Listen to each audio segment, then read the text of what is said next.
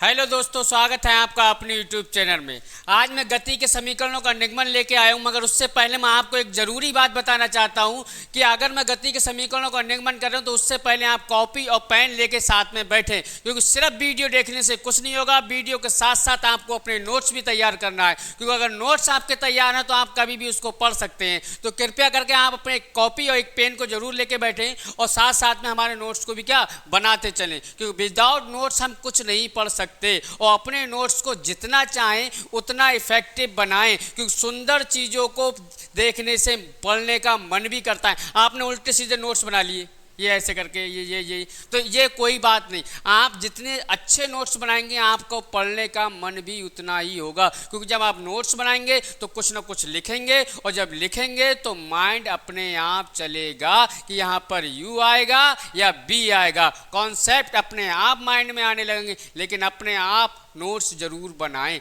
Notes बनाने की आदत डालें। ठीक, पूरा की पूरा आप क्या करें, स्क्रीनशॉट पर डिपेंड ना रहें, कॉपी और पेन लेकर भी आप बैठें। अब बात करते हैं गति के समीकरणों का निगमन। इससे पहले मैंने आपको दूरी बताया, विस्थापन बताया, चाल बताया, चाल के प्रकार बताए, वेग बताया, वेग के प्रकार बताए, त्वरण बताया, त्वरण के प्रकार बताए। अब हम बात करते हैं गति के समीकरणों का निगमन। वैसे गति की समीकरण 3 होती है, मैं यहाँ पे आपको लिख भी देता हूँ। पहली समीकरण v बराबर u plus a t, s बराबर में u t plus half a t square, v square is equal to u square plus 2as। ये हमारे पास होती है गति की समीकरणें। क्या होती हैं? गति की समीकरण। इसका हम आज निगमन करेंगे। यहाँ पर जो v है हमारे पास, ये फाइनल वेलोसिटी अंतिम वेग है, और जो u है ये हमारे पास इनिशियल वेलोसिटी यानी कि प्रारंभिक वेग है, और ये हमारे पास एक्सेलरेशन है, t यहाँ पर टाइम है, s जो है हमारे पास डिस्प्लेसमेंट को शो करता है। तो बात करते हैं आज पहले गति के समीकरण की। गति का प्रथम समीकरण, क्योंकि हमारे एग्जाम में 4 ऑप्शनों में क्या करते हैं, डायरेक्ट एक ऑप्शन दे देते हैं कि निम्न में गति का प्रथम समीकरण कौन सा है। जब आप पढ़े हुए होंगे तो आप देख कर आसानी से पहचान सकते हैं कि गति का समीकरण ये है। ठीक, इसमें थोड़ा चेंज कर देते हैं। जो गति के प्रथम समीकरण का निगमन, देखो भाई, गति के प्रथम समीकरण का निगमन करना चाहते हैं तो उससे पहले हम क्या लेते हैं, एक वस्तु लेते हैं। क्या लेते हैं? एक वस्तु हमने ले ली, ये एक वस्तु। ठीक, इस वस्तु को हमने नाम दे दिया ए। अभी ये रुकी हुई है, यानी कि रुकी हुई है, तो इसका प्रारंभिक वेग कितना हो गया, u। एक वस्तु ली, इसका प्रारंभिक वेग कितना हुआ, u। उसके बाद इस वस्तु ने क्या करा, मोशन स्टार्ट करा, गति स्टार्ट किया, और t समय के बाद, कितने समय के बाद, t समय के बाद ये वस्तु कहाँ पहुँच गई, यहाँ पर आकर पहुँच गई। तो यहाँ पर इस वस्तु का जो वेग हो गया वो क्या हो गया, v, जिसे हम कहते हैं अंतिम वेग। ये क्या होता है बेटा हमारे पास, प्रारंभिक वेग, और ये क्या हमारे पास, अंतिम वेग, ये फाइनल वेलोसिटी। उसके बाद जाहिर सी बात है, जब कोई वस्तु चलना स्टार्ट करेगी कुछ समय बाद, जब कुछ दूरी पे पहुंच जाएगी, तो जाहिर सी बात एक जगह से दूसरी जगह पहुंची। जब एक जगह से दूसरी जगह पहुंची, वस्तु हमारे पास ए ही है, ए वस्तु है, मगर ए स्थान से कहाँ पहुंच गई, बी स्थान पे। तो जाहिर सी बात इसने यहाँ से यहाँ तक क्या करा होगा, कुछ विस्थापन कवर करा होगा। तो विस्थापन को हमने क्या मान लिया, एस मान लिया। पक्का? वस्तु विरामावस्था में थी, प्रारंभिक वेग u था, जब उसने अपना मोशन स्टार्ट किया तो t समय बाद बी स्थान पर पहुंच गई, जिससे उसने विस्थापन कितना कवर करा, s डिस्प्लेसमेंट। उसके बाद उसका वेग जो हो गया वो कहाँ, कितना हो गया, बी पॉइंट पर। बी पॉइंट पर जो वेग हो गया वो हमारा कितना हो गया, v, यानी कि फाइनल वेलोसिटी। उसके बाद बात करते हैं भाई, जाहिर सी बात है, जब उसका पहले वेग u था, उसके बाद वेग क्या हो गया, v। तो देखो वेग में आया परिवर्तन। क्या आया, वेग में परिवर्तन। और जब जब वेग में परिवर्तन आता है तब तब हमने बताया क्या उत्पन्न होता है, एक त्वरण उत्पन्न होता है, जिसे कहते हैं एक्सीलरेशन, यानी कि त्वरण। वेग परिवर्तन की दर को क्या कहते हैं, त्वरण कहते हैं। भाई u से वेग कितना हो गया, v बदला है ना, u से कितना हो गया, v। जब वेग में परिवर्तन आया, और देखो यहाँ से यहाँ तक जाने में समय भी तो लगा होगा, और समय कितना लगा, t, तो समय में भी परिवर्तन आया होगा। तो वेग परिवर्तन की दर को क्या कहते हैं, त्वरण, जिसके कारण यहाँ पे एक त्वरण उत्पन्न हो जाएगा, जिसे हम कहते हैं बेटा क्या, स्मॉल ए। क्लियर हो गई? अगर डायग्राम समझ में आ गया तो गति के तीनों समीकरणों को बड़ी आसानी के साथ आप प्रूव कर सकते हैं। देखिए बेटा, पहला बात करते हैं त्वरण के अनुसार, त्वरण की परिभाषा।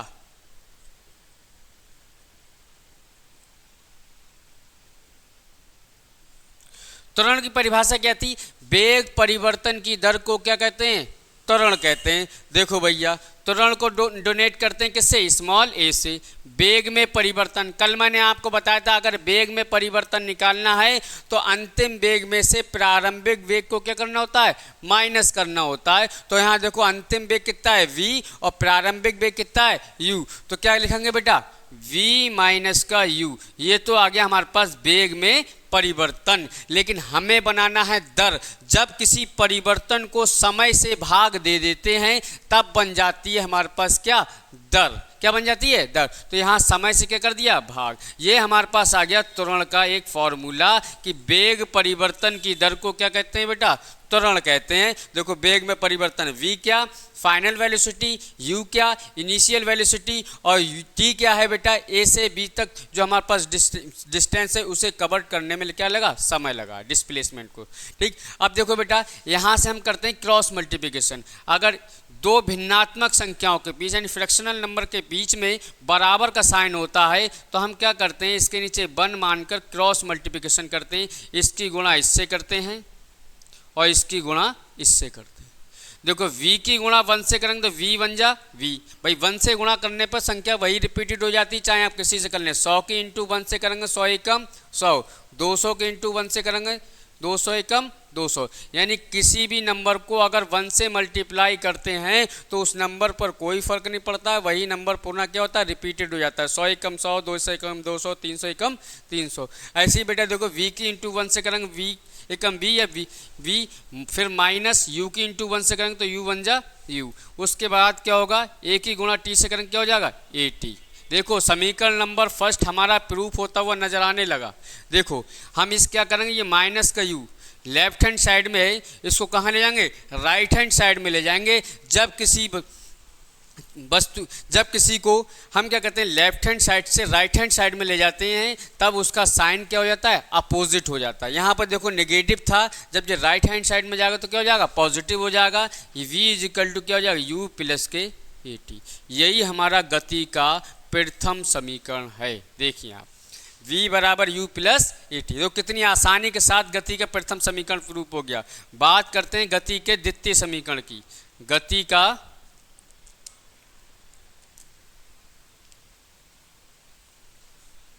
द्वितीय समीकरण, सेकेंड इक्वेशन ऑफ मोशन।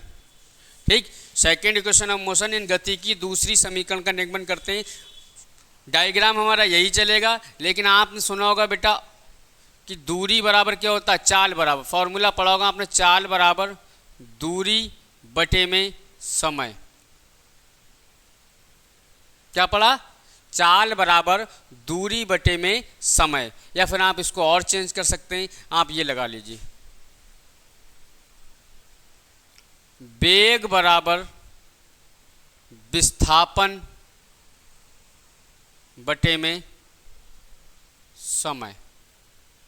ठीक, अब वेग बराबर विस्थापन बटे में समय, लेकिन हम बात करते हैं औसत वेग की। किसकी बात करेंगे? औसत वेग की। ठीक, तो औसत वेग की बात करेंगे तो क्या हो जाएगा?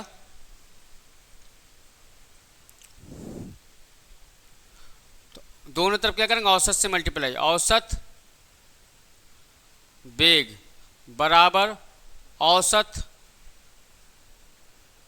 विस्थापन बटे में समय। अगर हम यहाँ से विस्थापन की वैल्यू निकालें, किसकी? विस्थापन, तो इसके इनटू में 1 मानेंगे तो क्या हो जाएगा? औसत विस्थापन। या सिर्फ आप विस्थापन भी कर सकते हैं, उससे कोई दिक्कत वाली बात नहीं है। विस्थापन बराबर क्या हो जाएगा हमारे पास? औसत वेग। भाई देखो औसत वेग की गुणा करेंगे समय से, तो विस्थापन की इंटू 1 से करेंगे तो विस्थापन बन जाए विस्थापन आ गया। औसत वेग की इंटू समय से करेंगे तो औसत वेग इंटू में क्या आ जाएगा? समय।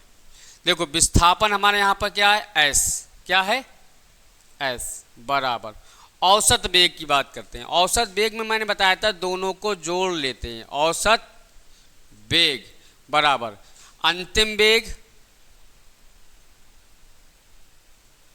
प्लस प्रारंभिक वेग बटे में 2। तो अंतिम वेग कितना है v और प्रारंभिक वेग कितना है u बटे में 2। ये हमारे पास आ गया औसत वेग। तो औसत वेग की जगह क्या लगाएंगे v प्लस u बटे में 2। देखो भाई प्रारंभिक वेग u है, अंतिम वेग v है, इन दोनों को जोड़ेंगे, 2 से क्या करेंगे भाग, क्यों 2 टर्म है ना। फॉर्मूला भी मैंने बताया था औसत का कि कुल पदों का योग बटे में कुल पदों की संख्या। तो कुल पद कितने बेटा 1 और 1 2 और पद कितने बेटा इनका योग करो u प्लस v। तो देखो औसत वेग की जगह क्या लगाएंगे u प्लस v बटे में 2 इंटू समय का मान। देखो बड़ी समय हमारे पास कितना दे रखा है t,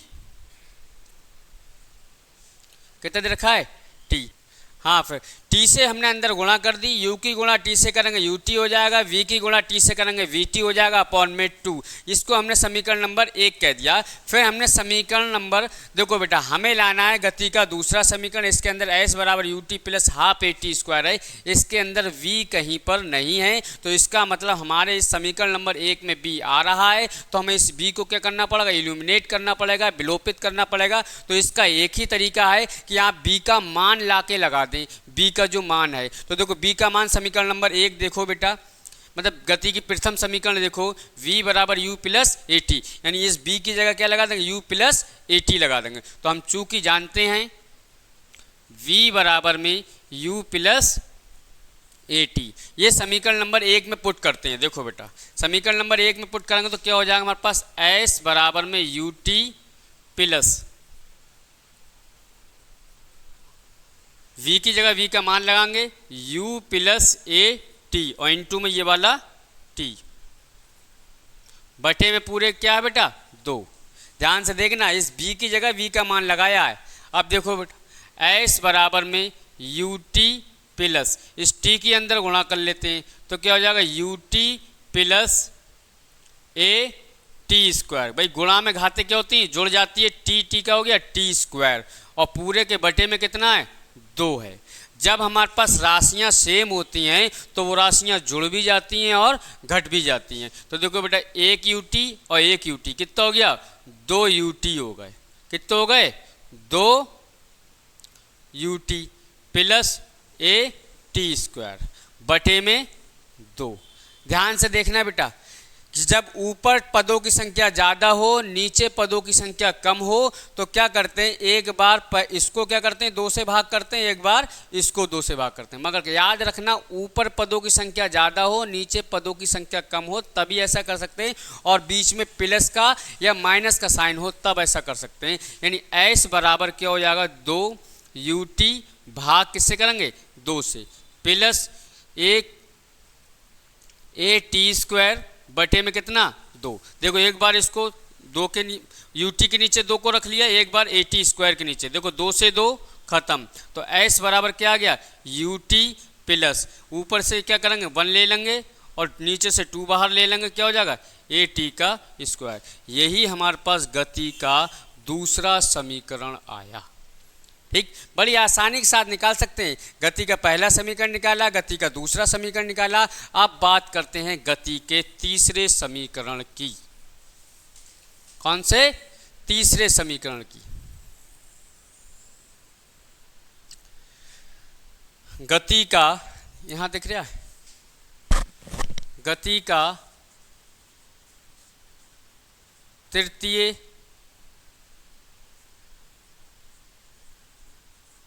समीकरण यानी कि थर्ड इक्वेशन ऑफ मोशन। यानी कि गति का पहला समीकरण हमने प्रूव करके दिखा दिया, गति का दूसरा समीकरण प्रूव करके दिखा दिया। अब गति के तीसरे समीकरण की बात करते हैं। तो देखो बेटा गति की तीसरी इक्वेशन कैसे निकालेंगे कि वी नो दैट, हम जानते हैं फर्स्ट इक्वेशन ऑफ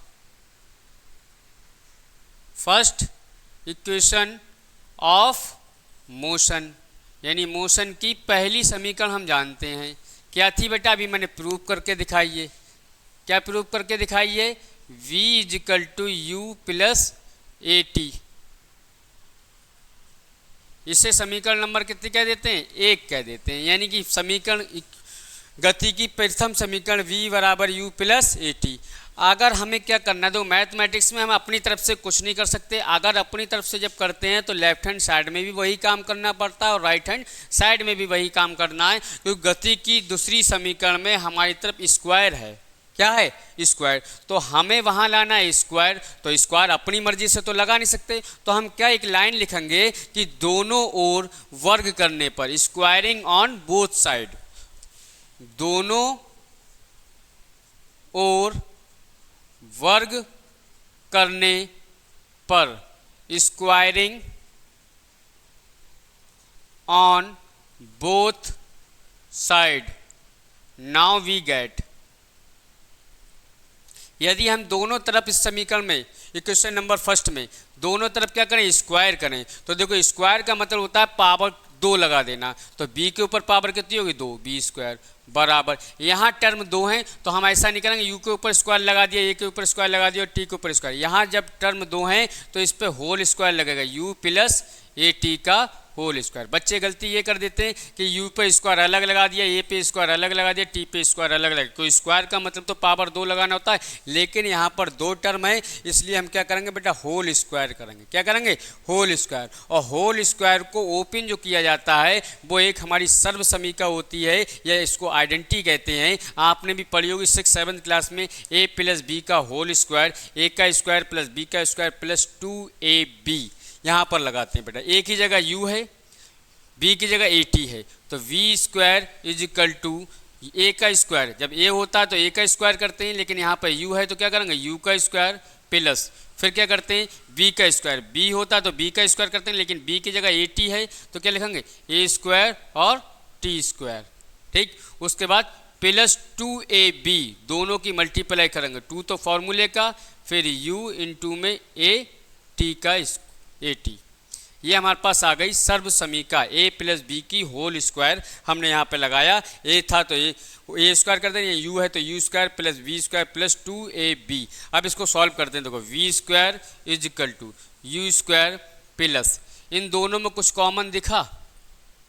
इन दोनों में कुछ कॉमन दिखा? हाँ दिखा सर जी, a यहाँ कॉमन है, a यहाँ भी है, t यहाँ भी है, t यहाँ भी है, तो ये मिल गया हमें क्या? कॉमन, यानी कि a t। तो यहाँ क्या बचेगा बेटा? देखो a t प्लस, यहाँ क्या बचेगा? a बाहर चला गया, t बाहर चला गया, यानी क्या बचेगा? 2u। कोई दिक्कत तो नहीं? ध्यान से देखना बेटा, u स्क्वायर ये फॉर्मूला खोला, फिर मैंने यहाँ से लिया कॉमन। कॉमन क्या लिया बेटा? देखो यहाँ पे भी a था, उसके बाद यहाँ भी a है, t यहाँ पर भी है, t यहाँ पर भी है, तो मैंने at कॉमन ले लिया। यहाँ पर 2 पावर थी, 1 पावर बाहर आ गई तो 1 पावर बची। यहाँ पर 2 पावर थी, 1 पावर बाहर ले ली तो कितनी बची? 1 पावर बची। यहाँ पर देखो पूरा की पूरा at बाहर आ गया तो क्या बचा? ये हमारे पास 2u।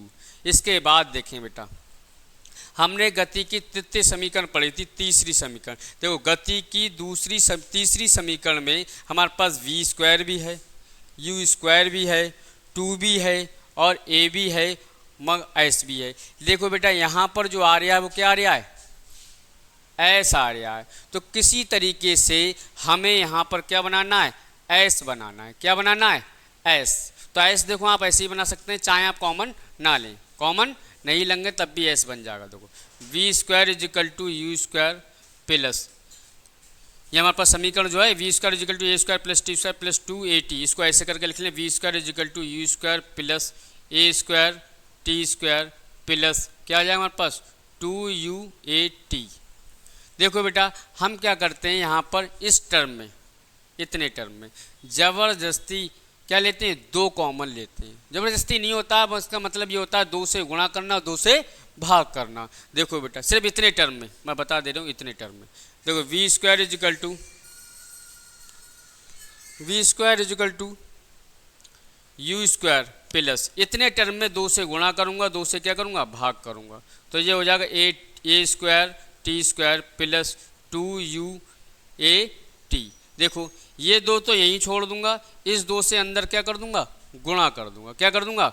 गुणा। तो देखो बेटा क्या हो जाएगा? v square is equal to u square plus 2 यहीं रहने दिया मैंने, इससे अंदर गुणा करूंगा तो ये हो जाएगा 1/2 a स्क्वायर और t स्क्वायर प्लस इसके अंदर गुणा करूँगा तो यहाँ पे भी गुणा करना पड़ेगी 2u(at) अपॉन में कितना आ जाएगा हमारे पास 2। यहाँ ध्यान से देखना बेटा कि जब यहाँ ऐसा हो जाएगा तो देखो इस 2 से ये 2 खत्म, और उसके बाद देखो एक चीज़ कॉमन भी दिख रही है हमें, u² प्लस 2। देखो a यहाँ भी है और a यहाँ भी है, तो a ले लेते हैं कॉमन। क्या ले लेते हैं? कॉमन। जब कॉमन ले लेंगे तो क्या हो जाएगा 2a, बचेगा क्या हमारे पास यहाँ पर, क्या बचेगा 1/2। भाई एक ही कॉमन तो लिया, a² है तो एक a बचा और क्या बचा t बचा, प्लस यहाँ से 2 तो 2 खत्म हो गया, a चला गया बाहर, क्या बचा ut। फिर से ध्यान से देखो बेटा, s बन गया हमारे पास। s का फॉर्मूला यही तो था, ut plus half at², ut plus half at²। ध्यान से देखना, पहले मैंने क्या करा 2 से गुणा 2 से भाग करी, इस 2 को यहीं रहने दिया, नीचे वाले 2 को अंदर क्या कर दी मल्टीप्लाई कर दी, तो 1/2 a² t² हो गया, प्लस इसके नीचे भी 2 आ गया तो 2 से 2 कट गया। फिर अगले स्टेप में मैंने a कॉमन ले लिया, क्योंकि a इसमें भी है a इसमें भी। जब a कॉमन लूँगा तो यहाँ पावर 2 थी तो सिंगल बचेगी, यहाँ पावर 1 थी तो वहाँ पर a नहीं बचेगा, तो क्या बचेगा ut बचेगा, तो ut रहने दिया। अब इतना देखें आप, कितना, इतना, ये देखिए गति की दूसरी समीकरण बन गई, s बराबर ut प्लस at²। तो देखो v² = u² प्लस 2a। चलो मैं आपको लिख के दिखा देता हूँ, चूँकि s बराबर क्या होता है ut प्लस हाफ at², यानी पूरा किसका मान हो गया s का, तो v² = u² प्लस 2a, और इस पूरे के क्या लगा देंगे s, तो क्या बन गया v² = u² प्लस 2as। यही हमारी गति की कौन सी समीकरण है, तीसरी समीकरण है। ध्यान से देखिएगा, गति की तीसरी समीकरण v² बराबर u² प्लस 2as। बस आपको डेफिनेशंस पता होना चाहिए जो मैंने बताई थी कि त्वरण क्या होता है, वेग क्या होता है, तो आप आसानी के साथ गति की तीनों समीकरण को, दो पहली समीकरण को मैंने यहाँ प्रूव करा, दूसरी समीकरण को वहाँ प्रूव करा और तीसरी समीकरण को मैंने यहाँ प्रूव करा। ये तीनों की तीनों समीकरण का मैंने आपको प्रूफ दे दिया। अब इसके बाद बात करते हैं बेटा कि ये समीकरण जो दे रखी हैं ये क्या दे रखी हैं, रेखीय गति के कारण दे रखी हैं कि अगर कोई पार्टिकल पृथ्वी पर क्या चले, लेफ्ट टू राइट चढ़े, क्या चले, लेफ्ट में जाए या राइट में जाए या सामने जाए, पूरब जाए या पश्चिम जाए, तब तो हम क्या करेंगे गति के ये समीकरण लगाएंगे, क्योंकि हमारे पास जो ए यहाँ पर है वो क्या है, रेखीय त्वरण है। रेखीय त्वरण का मतलब होता है पृथ्वी पर चलना। तब कोई पार्टिकल अगर पृथ्वी पर के अलॉन्ग चल रहा है तब हमारे पास कौन सी समीकरण लगेंगी गति की, v² = u² प्लस ये वाली समीकरण। लेकिन जब हमारे पास क्या होगा, कोई भी पार्टिकल अप डाउन मोशन करे, अप डाउन का मतलब समझते हैं, या ऊपर जाए या कहाँ जाए, नीचे जाए। जब कोई भी द्रव्यमान या पार्टिकल नीचे ऊपर मोशन करता है, ऊपर या नीचे, तब हमारे पास रेखीय त्वरण काम नहीं करता है, तब हमारे पास एक त्वरण काम करता है जिसको हम जानते हैं क्या, ग्रेविटेशनल एक्सेलरेशन यानी गुरुत्वीय त्वरण के नाम से जानते हैं। किसके त्वरण से, गुरुत्वीय त्वरण, नन्ना जी जिसे कहते हैं, स्मॉल जी, जिसका मान होता है 9.8 मीटर प्रति सेकंड स्क्वायर, या कहीं कहीं पे अपनी कैलकुलेशन को सही करने के लिए हम पूरा ले लेते हैं 10 मीटर प्रति सेकंड स्क्वायर। ये जो हमने गति की 3 समीकरणें लिखवाई थी ये तो कब अप्लाई होती हैं, जब कोई कण लीनियर मोशन करे, मतलब किस पे करे, रेखीय मोशन करे। रेखीय का मतलब जमीन पर चले। लेकिन जब कोई पार्टिकल ऊपर जाए या नीचे जाए तब हमारे पास रेखीय त्वरण काम नहीं करता है, ये ए काम नहीं करता है, रेखीय त्वरण, लीनियर एक्सेलरेशन काम नहीं करता है। जब अप डाउन मोशन होता है तब हमारे पास एक त्वरण और आ जाता है जिसे कहते हैं गुरुत्वीय त्वरण। क्या कहते हैं, गुरुत्वीय त्वरण। इसका काम होता है किसी भी द्रव्यमान को नीचे की ओर ले जाना। इसका काम क्या होता है, किसी भी द्रव्यमान को नीचे की ओर ले जाना। ये गुरुत्वीय त्वरण जो लगता है वो हमेशा पृथ्वी के केंद्र की ओर इसकी डायरेक्शन होती है। किसकी ओर होती है, पृथ्वी के केंद्र की ओर। पूरा चैप्टर आएगा गुरुत्वाकर्षण, मैं उसको बहुत अच्छी तरीके से पढ़ाऊंगा। लेकिन अभी बात करते हैं बेटा, जब कोई पार्टिकल या कण क्या करे, अप डाउन ऊपर मोशन करे यानी नीचे से ऊपर जाए, तब ये गति की समीकरण का रूप बदल जाता है। देखो बेटा, पहला नोट नंबर ये याद रखना, जब कोई कण नीचे से ऊपर जाए।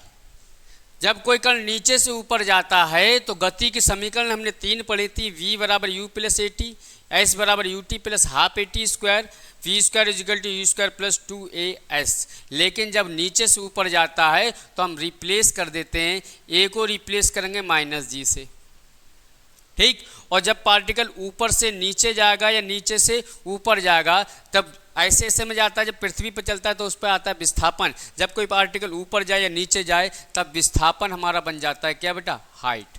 क्या बन जाती है, हाइट।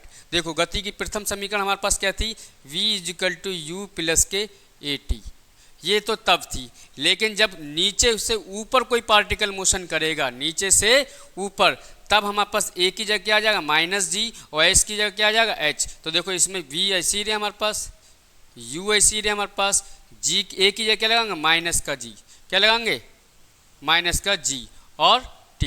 तो इसको सही करेंगे प्लस माइनस माइनस, यानी v equal to u plus minus minus minus g t. तब हमारे पास समीकरण क्या बन जाती है, v बराबर u माइनस के जी टी, जब नीचे से ऊपर कोई पार्टिकल मोशन करता है। ऐसी गति की तीसरी समीकरण की बात करते हैं। वैसे गति की समीकरण रेखीय में क्या होती है, you t plus half a t square होती है। लेकिन हमें क्या करना है, s की जगह h लगाना है और a की जगह माइनस जी लगाते हैं। देखो बेटा s की जगह क्या लगाएंगे, h बराबर यू टी प्लस हाफ, एक की जगह क्या लगाएंगे माइनस का g और t की जगह तो t रहेगा। तो ये प्लस ये माइनस क्या हो जाएगा माइनस, यानी h इजिकल टू क्या हो जाएगा you t plus minus minus half g t square. देखो सारी इक्वेशन किस में आ रही हैं, माइनस में। ये प्लस में थी, ये भी माइनस में आ गई, ये प्लस में थी, ये भी माइनस, जब नीचे से ऊपर मोशन करता है। तीसरी समीकरण हमारे पास थी v square is equal to u square plus 2as। तो देखो वी स्क्वायर ऐसे ही रहेगा, यू स्क्वायर ऐसे ही रहेगा, फिर प्लस 2 a की जगह माइनस का g और s, ये plus minus minus, v square is equal to u square minus 2gs। ये क्या आ गई, गति की तीनों समीकरणें आ गई जब हमारे पास नीचे से ऊपर कोई पार्टिकल करे मोशन करेगा, यानी किसी को नीचे से ऊपर फेंका जाए। फिर बात आती है क्या बेटा, क्या ऊपर से भी तो नीचे पार्टिकल आता है। जब ऊपर से नीचे जब आता है तब हमारे पास ये समीकरणें कैसी हो जाएंगी, तब हमारे पास देखो हम हेडिंग डाल दे रहे हैं, ऊपर से नीचे, ऊपर से नीचे। तब ये समीकरण में क्या होती है, एक ही जगह क्या करते हैं बेटा, कैप पॉजिटिव जी लगाते हैं और एस की जगह क्या लगाते हैं कैपिटल एच लगाते हैं, फिर माइनस में नहीं लगाते हैं। जी की डायरेक्शन कहाँ थी, नीचे की ओर थी, तब तो पॉजिटिव लगाते हैं, भाई उसकी डायरेक्शन ही नीचे की ओर होती है। लेकिन जब नीचे से ऊपर फेंकेंगे तो इस जी के विरुद्ध काम करेंगे ना, अपोजिट। और जब जब अपोजिट किसी के काम करते हैं तो वहाँ क्या आता है माइनस। क्लियर। नीचे से जब ऊपर फेंकेंगे किसी द्रव्यमान को तो जी का काम क्या होता है, उसको नीचे की ओर लाना, लेकिन हम फोर्स लगा कहाँ फेंकना, ऊपर की ओर, इसलिए यहाँ जी माइनस में लिया, यहाँ क्या लेंगे पॉजिटिव। जब पॉजिटिव लेंगे तो ये समीकरण सारी कैसे हो जाएंगी पॉजिटिव। पहली समीकरण हो जाएगी v equal to u plus g t, और दूसरी समीकरण हो जाएगी u t plus half g t square, और तीसरी हमारे पास हो जाएगी v square is equal to u square plus 2gs। याद रखना इन समीकरणों में बड़ी कन्फ्यूजन होती है। जब नीचे से ऊपर जाते हैं तो गुरुत्वीय त्वरण के अगेंस्ट काम करते हैं, इसलिए माइनस लेते हैं, और जब ऊपर से नीचे आते हैं तो जी की जिधर डायरेक्शन होती है उधर ही हम क्या करते हैं मोशन करते हैं, इसलिए जी का मान कैसे लेते हैं पॉजिटिव। तो मैंने गति की समीकरणों के 3 रूप लिखवाएं। एक तो रेखीय गति करेगा तो जी की जगह ए होता है और एच की जगह एस की जगह ऐसी होता है विस्थापन। लेकिन जब ऊपर से नीचे गति करता है तो ए की जगह माइनस, वो नीचे से ऊपर तो ए की जगह माइनस जी, एस की जगह एच ले लेते हैं, और ऊपर से नीचे आएगा तो ए की जगह जी और इसकी जगह एच ले लेते हैं। ये गति के 3 रूप मैंने बताए। फिर उसके बाद देखो बेटा एक बात तुमने सुनी होगी, भार। भार क्या होता है, ये ऐसे ही मैं पॉइंट बता रही हूँ। भार हमारे पास होता है W बराबर mg, और एक बल भी होता है F बराबर mg, गुरुत्वीय बल, ठीक। F बराबर mg भी होता है, एक F बराबर ma भी होता है, ये तो हमारे पास एक ही होता है, लेकिन F बराबर mg भी, क्योंकि भाई इसके अंदर क्या आ जाता है डायरेक्शन आ जाता है। भाई ये भी त्वरण और ये भी क्या है त्वरण, और जब जब द्रव्यमान की मल्टीप्लाई त्वरण से की जाती है तब हमारे पास क्या मिलता है, एक फोर्स मिलता है। क्या मिलता है, बल मिलता है। तो देखो यहाँ पे तो हमारे पास रेखीय त्वरण है, ठीक। और यहाँ हमारे पास कौन सा है, गुरुत्वीय त्वरण, जिसके कारण ये क्या बन गया, भार। और इसकी डायरेक्शन हमेशा कहाँ की ओर होती है, नीचे की ओर, क्योंकि भार हमेशा कहाँ की ओर जाता है, नीचे की ओर। भाई तराजू पे कोई चीज़ रखोगे तो उसकी तराजू कहाँ की, ज़्यादा भार डाल दोगे तराजू कहाँ की ओर जाता है, नीचे। तो भार के पास देखो क्या गया, एक तो बेटा हमारे पास होता है कि द्रव्यमान तो हमारे पास अदिश राशि है, लेकिन जैसे ही हम भार को जी से गुणा कर देते हैं तब हमारे पास भार के अंदर क्या आ जाती है, डायरेक्शन आ जाती है। तो भार हमारे पास सदिश राशि है। कभी कभी पूछ लेता है कि भार कैसी राशि है, तो भार एक वेक्टर क्वांटिटीज है।